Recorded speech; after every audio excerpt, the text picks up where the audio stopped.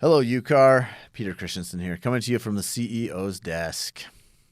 Don't know why I enunciated each of those letters separately. I don't usually do that. Okay.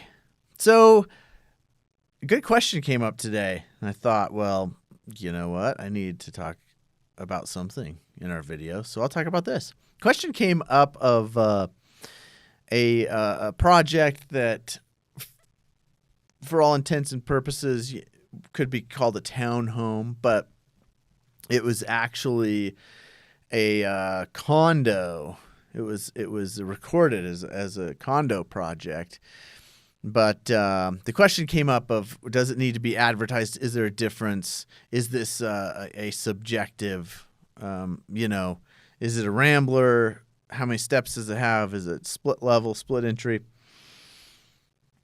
And to my understanding, there is a difference, and it matters that it's listed differently. A condo is a condominium is a form of ownership, whereas most other descriptors are a type of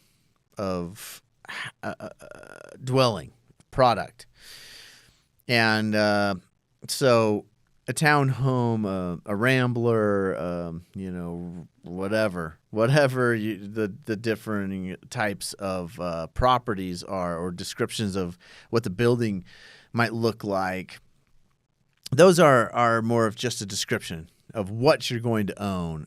A condominium is how you're going to own it, and so it does. And maybe later we'll do a video just on.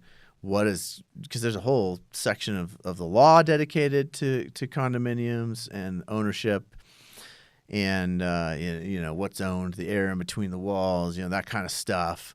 And so it's a very specific type of ownership. So it does make a difference, I think, in what somebody is buying, because you're buying into maybe a limited ownership, and it's not better or worse. It's just you got to know what you're buying. So I think it is important that we don't differentiate. We don't get confused between the two. One is really kind of the architecture. What is it? A brownstone, a townhome, whatever. And the other is how are you going to own this thing? And there are other considerations that would go along with it. How's the condo association run? How is it funded? I think there are a lot of things you'd want to look into if you're buying something in that form of ownership. And to some people, it might be attractive for their lifestyle, and others might not understand what they're buying into. And so not interchangeable in my mind. I think it should be, I would want it to be very well advertised if it was going to be a condominium ownership setup. And I would want to know as a buyer, and I would want the buyer to know if I was a seller what they were getting into, versus more subjective. Is that split entry, or is it a split level? How big's that entryway, the landing, the whatever? And those are a little more subjective. We in our mind, a couple steps doesn't make it not a rambler. Others, no, it has to be totally flat on the main floor and whatever. So keep that in mind. Remember, this is not legal advice. This is legal information only.